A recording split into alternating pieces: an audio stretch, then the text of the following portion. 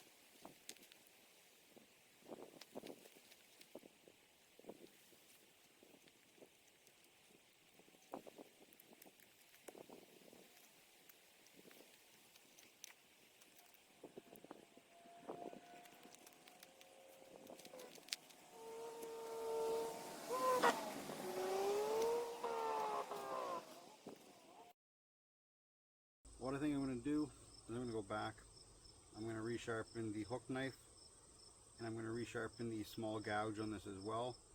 I'm not happy with how they're cutting, so I just want to make sure that they are working properly. The difference between the small gouge and the big gouge right now and how sharp it is, it's literally night and day. And same thing with the hook knife. I'm just not happy with how it's cutting.